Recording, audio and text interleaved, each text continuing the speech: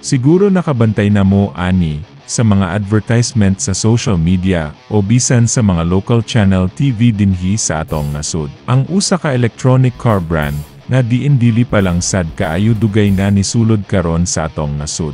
Ug gani nakakita na sad ko dinhi sa amo ang lugar nga nanay ni gamit niini. Pero pipila pa lang pud ang nakapalit niini. Siguro tungod sa kamahal pud ug ang uban mas ganahan gihapon sa fuel engine nga sakyanan. Kumusta mga kabisda? Bagong video na usab na ato ang pagalantawon karon, ato ang tan-awon ang kasaysayan sa kumpanyang BYD Car. Ug asa kini nagagikan og kinsa ang tag-iya niining nahisgutang kumpanya. Usa pa diay ta magsugod mga kabisda, kung hilig ka og inani nga mga content, mamalihog na lang ko sa pagsuporta ani nga channel. Pinaagi sa pagtanaw sa tibok video nato karon. Ug ayaw kalimti sa pagpindot sa subscribe button, ug bell icon, ug i-follow na lang pud ko sa atong Facebook page. Salamat!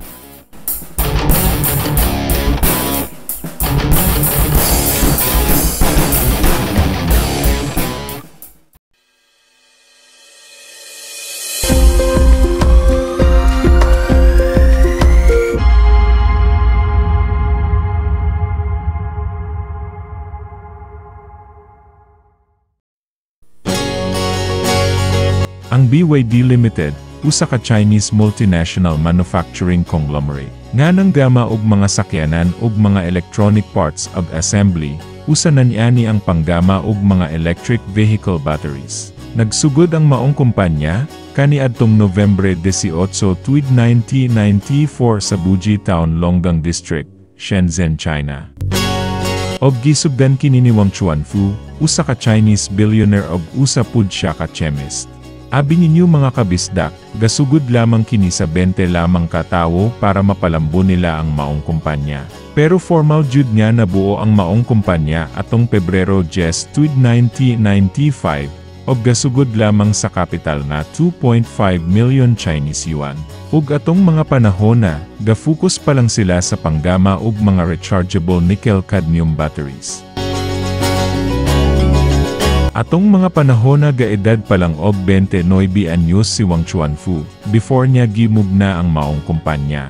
Nanarbaho usa siya isip usa ka vice supervisor sa usa ka Japanese company nga nang gama og mga high nickel hydride og lithium-ion batteries. Siya ni-resign sa maong kumpanya ug nibalhin og puyo sa Shenzhen, kuyog sa iyang ig-agaw nga mao si Lu Xiangyang, nga mao pud ang ikaduhang founder sa iyang kumpanyang gitukod, nga mao ang BYD. Tudman ang BYD nagmalambuon kini, ug nisulod na pud sila sa house production, ug daghan pud silang natabangang tawo nga makatrabaho sa ilang kumpanya nga gitawag nila og manual labor. Ug labi pa nilang gidevelop ang ilang battery production. Ug diri na sila nakakuha og daghang kliyente nga mabaligyaan sa ilang mga battery product. Usa na niini ang kumpanyang Sanyo atong tuig 1996. Ug nisunod pud niini ang mga kumpanyang Philips, Panasonic ug Motorola atong tuig 1997. So usa day sila ang nagbuhat sa mga battery sa mga nahisgotang mga kumpanya.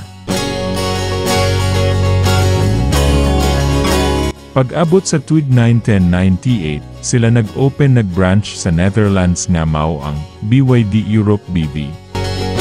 Og ingon man sa Amerika nga mao ang BYD America Corporation atong tuig 1999. Ug nakatukod pud sila og industrial park sa ilang nasud sa Quichong, Shenzhen, China atong tuig 2000. Atong buwan sa Abril, tuig 2005, diri na sila nisulod sa automobile business, ug diri na nila gigama ang una nilang car model nga petrol type engine nga mao ang BYD F3 car.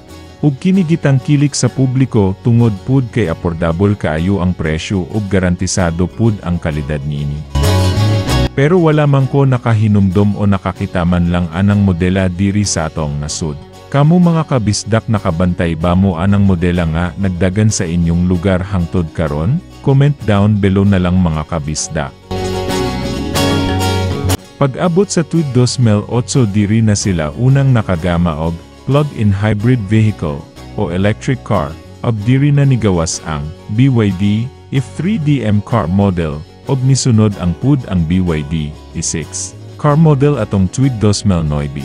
Ug hangtod karon nagpadayong malambuon ang maong kumpanya ug nag-expand pa ang ilang distribution sa tibok kalibutan, ug syempre apil na atong nasud. Sa mga nakadrive o nakapalit og mga BYD product, i-share pud na ang inyong mga experience sa maong brand sa atong comment section.